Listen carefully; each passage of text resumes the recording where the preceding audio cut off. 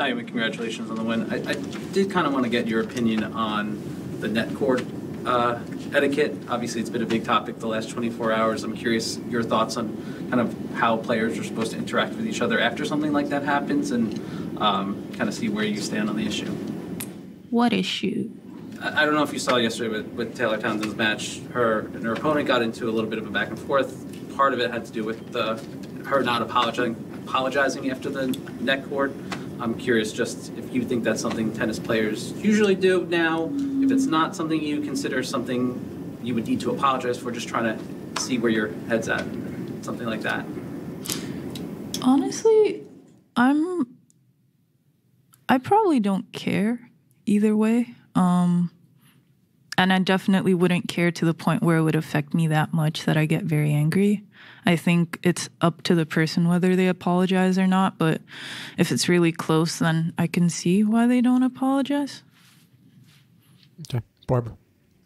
Just following up on that, when a player gets so angry that they would use words like no education and no class to criticize a black player, and when those kind of words have a bad history in this country and kind of unfair. I mean, how do you react to something like that when you hear that? Yeah, I mean, I saw that part, obviously. It's been on the TV like every 15 minutes. I mean, it's really difficult to say. I think, obviously, it's one of the worst things that you can say to a black tennis player in a majority white sport.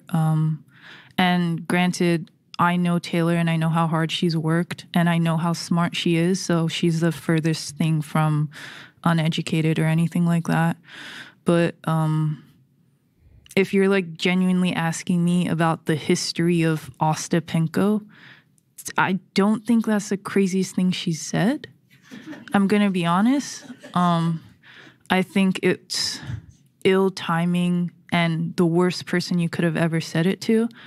And I don't know if she knows the history of it in America.